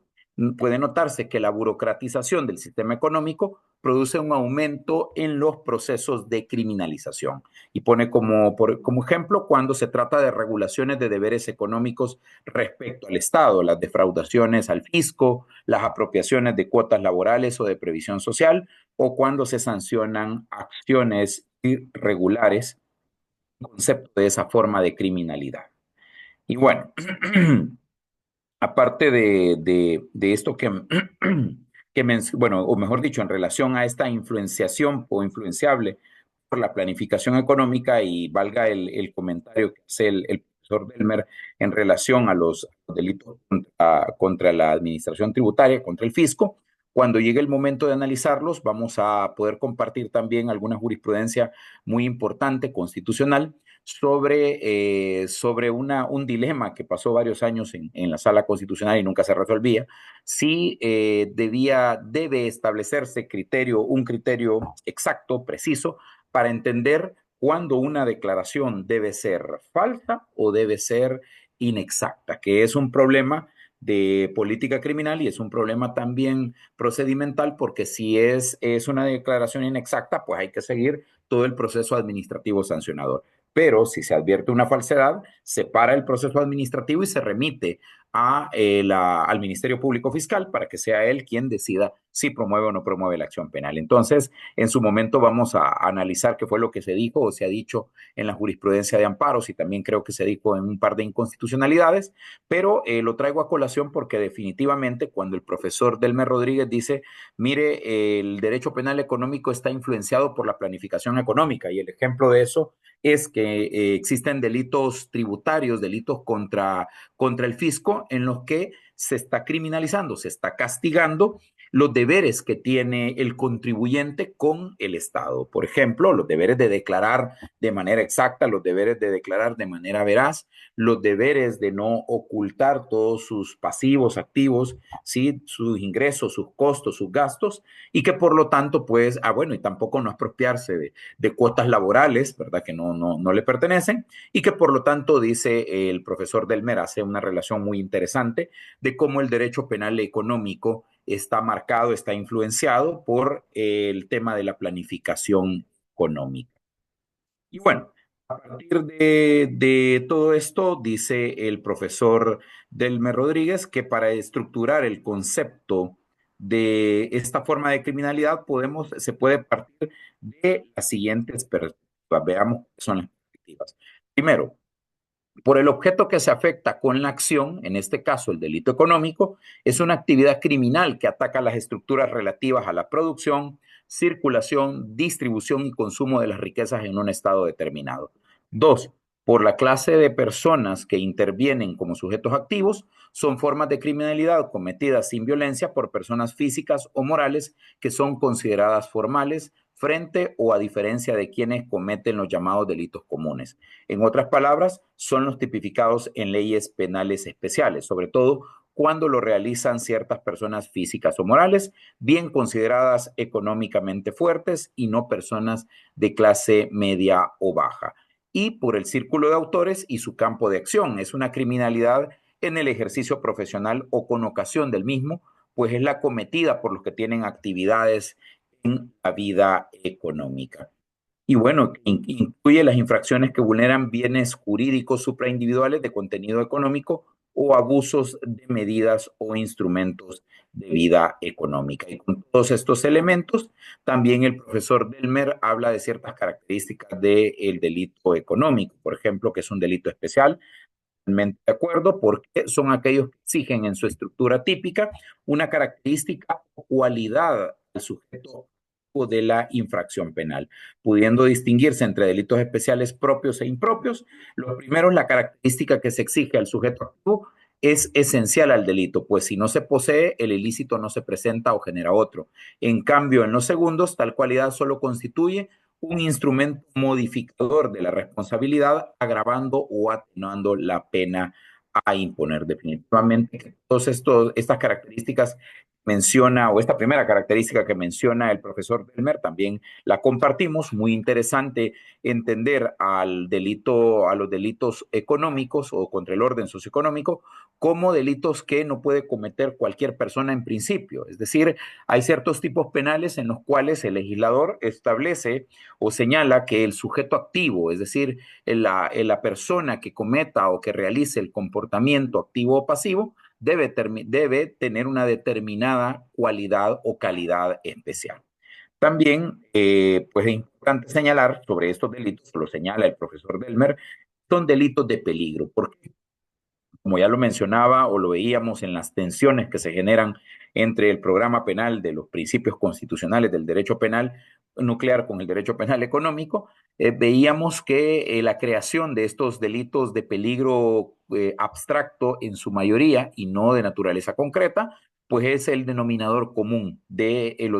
derecho penal económico. Y señala que su característica más peculiar, la mayoría de los denominados delitos económicos regulados en la parte especial del Código Penal salvadoreño, presentan una estructura típica de delitos de peligro. Entendemos por estos aquellos que para que se consumen resulta suficiente, o sea, para que se entiendan consumados o realizados, basta con que exista una amenaza o peligro para el bien jurídico. Y esto es la posibilidad o riesgo de daño, a diferencia de los delitos de lesión que precisan para su perfección de la efectiva destrucción o menoscabo del bien jurídico. Y bueno,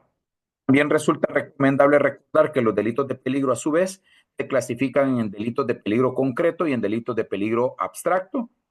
Como ya lo decíamos, los primeros exigen una concreta puesta en peligro del bien jurídico que se compruebe con la posibilidad de lesión o afectación del bien. Y en otras palabras, el resultado se presenta como probable. En cambio, en los segundos no se exige eso, sino que existe una declaratoria general efectuada por el legislador penal de que la sola realización de la conducta es de suyo peligrosa. También, pues en lo personal, compartimos estos elementos señala el profesor Delmer Rodríguez, estas características. Y también ha señalado que son delitos de cuello blanco, vinculados estrechamente con la característica anterior. Se afirma que el delito económico es un delito de cuello blanco, porque este concepto se refiere a los delitos cometidos por personas que ocupan un determinado estatus, un estatus económico, social o político, y son impunes por regla general porque son consideradas una forma socialmente aceptada de hacer negocios. Es un delito, y aquí viene otra característica bastante interesante, se ha señalado, son delitos intratables con las mismas penas. En esta clase de delitos derecho penal encuentra problemas para justificar la finalidad de las penas. Los delincuentes que intervienen en estos hechos punibles, por el mismo estatus social y económico que ostentan, no requieren de resocializarse los hábitos de vida, sino que para utilizar el lenguaje empleado ello utilizando el lenguaje empleado por la Constitución. Por ello, la sanción penal debe ir más allá del usual instrumento de coerción estatal, la prisión, y considerar otras formas de sanción, por ejemplo, la pena pecuniaria, la multa, e incluso replantearse el tema de la responsabilidad de las personas jurídicas para potenciar otras medidas que por hoy se utilizan como accesorias. Nos referimos a la responsabilidad civil subsidiaria de las personas jurídicas, el cierre de establecimientos o su liquidación y disolución, o incluso la propuesta de solución de la criminalidad económica debe centrarse en el aumento de mecanismos de autocontrol, lo señala el profesor Delmer.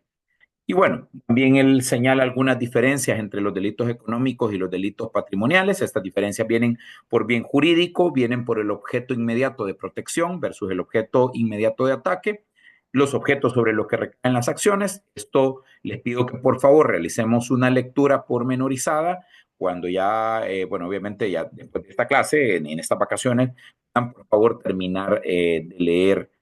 todos estos elementos que menciona el profesor Rodríguez. Y bueno,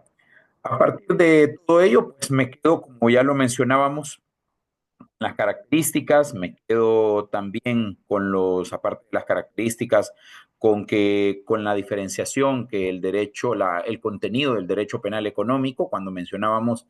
se afecta la acción, que es un delito, el delito económico es una actividad criminal que ataca estructuras que están relacionadas al proceso de producción, distribución y consumo de bienes y servicios, la clase de personas, es decir, cuáles son las características de las personas que lo cometen, el círculo de autores, que debe ser un círculo especial. Me quedo también con el tema de la planificación económica, cómo influencia el derecho penal económico y el ejemplo que ha puesto el profesor Rodríguez sobre los delitos de naturaleza tributaria. Y bueno, también las otras características de fragmentariedad, en lo que él denomina accesorio, que yo les decía, pues para mí me parece que debería ser complementario, ¿verdad? Pero por lo demás comparto obviamente la conceptualización que ha hecho el profesor Delmer y nos quedamos también con la conceptualización del bien jurídico, como ya lo decíamos, pues en un sentido amplio entendemos que el bien jurídico es la regulación que debe hacerse a partir de los presupuestos constitucionales, a partir de los elementos desarrollados por la jurisprudencia constitucional salvadoreña, de los bienes jurídicos que se han reconocido como de relevancia económica, que a partir de ello se entiende como la regulación que debe hacerse de todo el proceso general y regulación en sentido amplio del proceso general de producción, de distribución y de consumo de bienes y servicios. Para resaltar algunos de los elementos más importantes, que el profesor Delmer Rodríguez pues ha señalado en el artículo que se les ha compartido. Bueno, vamos ya a la parte final, ya casi para ir cerrando, pero hacer relación a la diferencia y a la precisión en la conceptualización de derecho penal económico y de derecho penal de la empresa. A ello recuerden que se les ha proporcionado un libro muy actual, muy interesante, en el cual hay una colaboración de varios autores, varias voces autorizadas del derecho penal económico en España, Norberto de la Mata Barranco, Jacobo Dopico, Adán Nieto Martín, para mencionar a los más relevantes o más conocidos. Y en ese libro que se les ha compartido, yo les sugería que por favor leyéramos el apartado de la página 53 a la página 57. Veamos lo que se ha dicho en relación a cómo se deben entender el derecho penal económico y el derecho penal de la empresa. Y en ese sentido, pues vamos a ver, vamos a reflexionar rápidamente sobre lo que han explicado los profesores Nieto Martín, el profesor de la Mata Barranco y el profesor Jacobo Dopico. Ellos han señalado a partir de la página 53 de su libro que los delitos que conforman el derecho penal de la empresa no ocupan un lugar específico, un título o capítulo en el Código Penal. En realidad, este término tiene sentido a la luz de la criminología. Ojo, el derecho penal de la empresa. ¿Por qué? Porque son delitos que se entienden que han sido cometidos por empleados, por directivos, ¿sí? De una persona jurídica en general, en el marco de la actividad empresarial, con la intención de beneficiarse. Hay un ánimo, obviamente, de lucro o de beneficio económico. Y dentro de esta categoría delictiva, aparecen los delitos contra el medio ambiente, el del delito de abuso de la información privilegiada, que también lo tenemos regulado en nuestro Código Penal, la estafa o incluso el tráfico de seres humanos, siempre que tenga que ver con la actividad de la empresa. Esta es una ejemplificación de los delitos de la empresa y que, como ya bien lo señalan los autores,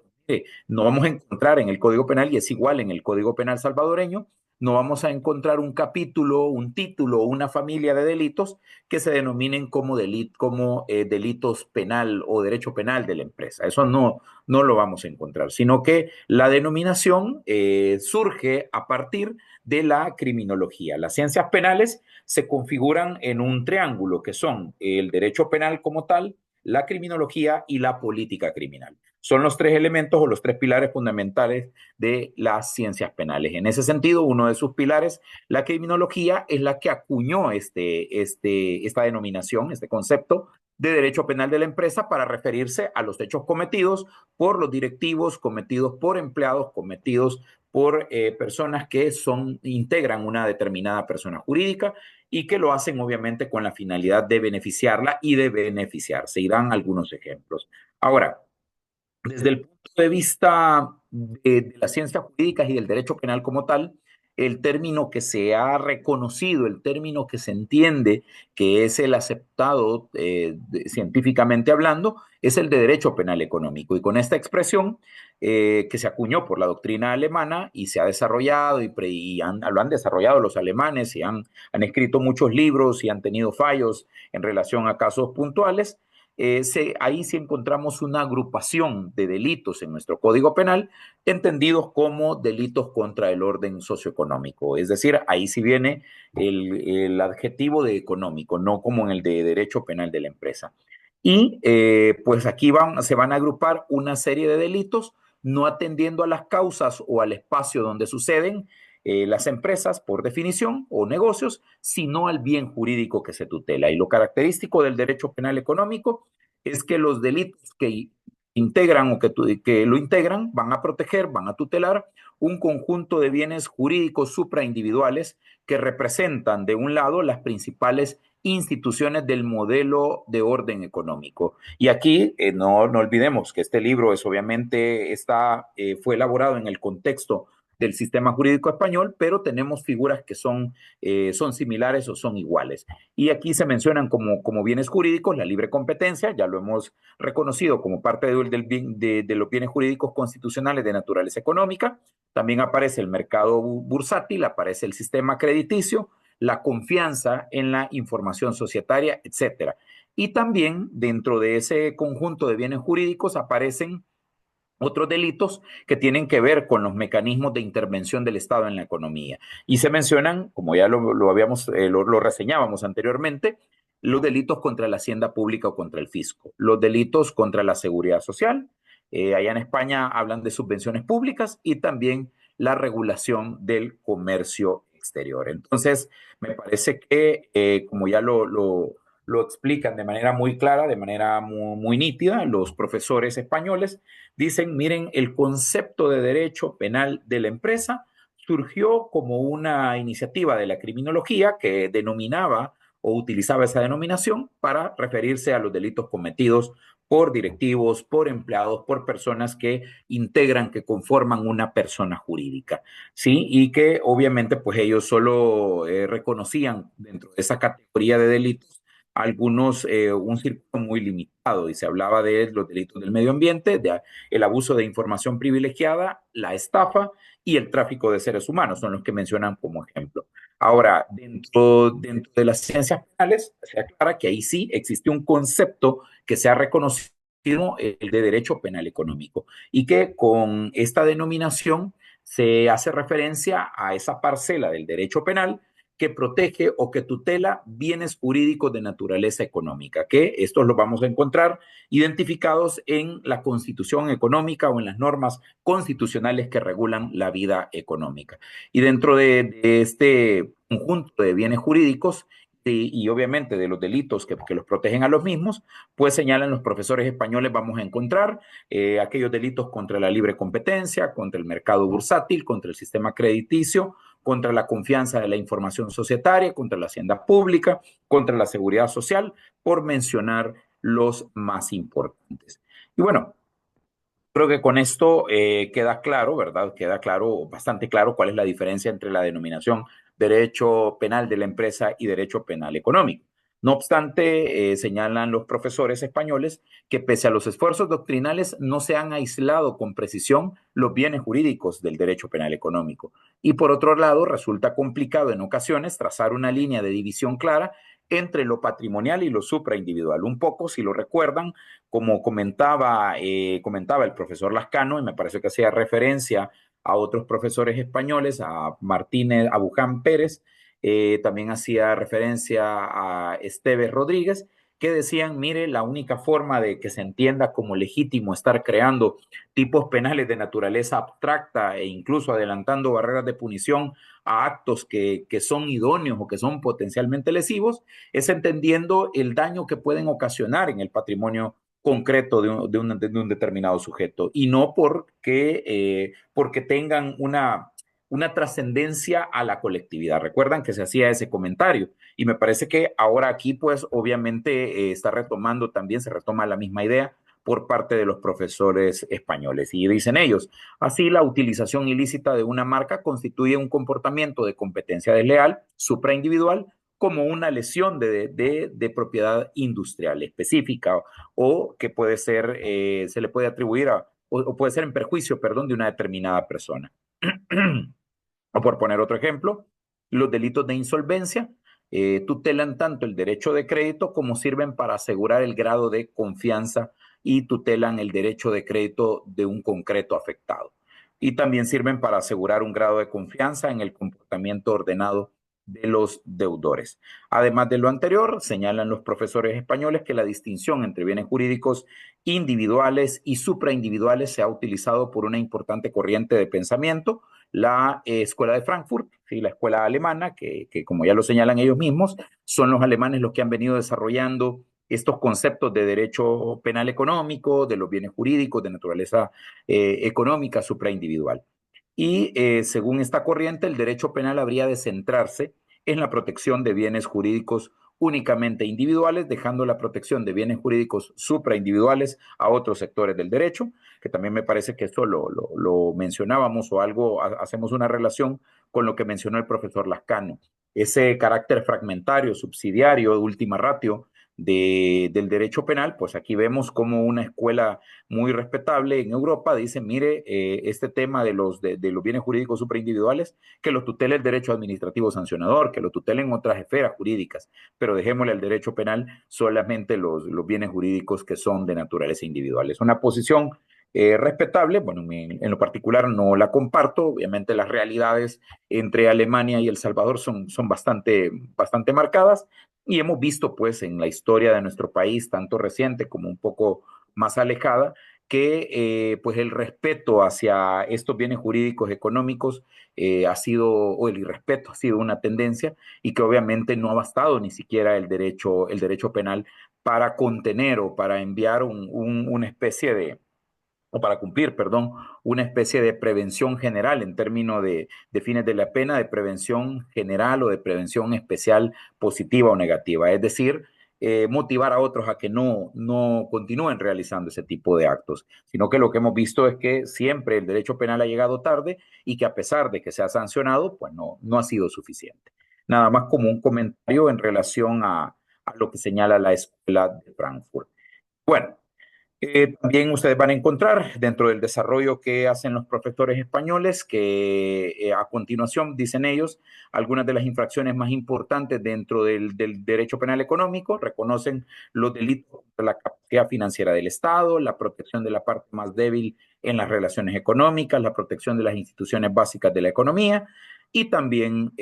un apartado muy especial dentro de los delitos económicos. Ellos señalan el blanqueo de capitales, aunque el bien jurídico protegido por este delito es muy discutido y cuando lleguemos ya me parece que es la semana 9 donde vamos a ver el tema del blanqueo o del lavado de activos, pues se discute si la conceptualización que se hace o la definición que se hace del orden socioeconómico como bien jurídico, pues es así, es decir, es la correcta, es la adecuada por la amplitud que puede tener el concepto, como ya lo vimos, pero en su momento pues lo vamos a discutir ya cuando estemos en la semana 9. Y bien, creo que esto es lo más importante que podemos señalar para esta clase. Es lo que yo les traía, pues, o lo que quería compartir y que pues obviamente vamos a seguir abordando en la próxima clase de naturaleza presencial, que sería el 26 de abril. Y bueno, agradecerles la atención que le presten a este video, agradecerles obviamente también que por favor leamos, complementemos todo esto con las lecturas, por favor, es importante, no podemos quedarnos solamente con lo que decimos en la clase, los análisis, obviamente vamos a tener, ustedes tendrán análisis diferentes, eso no lo dudo, mucho más amplios, mucho más completos, pero pues por el momento creo que esto es lo que podemos compartir para esta segunda clase y yo agradecerles pues la deferencia también a la universidad que me ha dado de poder impartirla a través de esta modalidad virtual asincrónica. Así que nos vamos a ir quedando hasta acá. Nos vamos a ver, primero Dios, si Dios lo permite, el sábado 26. Recuerden que el martes 22 se va a cargar ya la siguiente semana con más materiales, con más lecturas, con más jurisprudencia y por favor no dejemos que se nos vayan a acumular, porque si no, de pronto no vamos a alcanzar a leer todo. Ya vieron que esto es bastante amplio. Las 10 semanas se nos van a hacer sumamente cortas y me parece que pues hay bastante información que les será de utilidad en su desarrollo profesional. Así que bueno, un gusto, feliz tarde, cuídense mucho y yo les aviso en el chat, ya quizás como eso de las 5 de la tarde, a qué horas estará alojada esta presentación en el aula virtual para que la puedan ver. Pasen feliz tarde. Muchas gracias, compañeras y compañeros.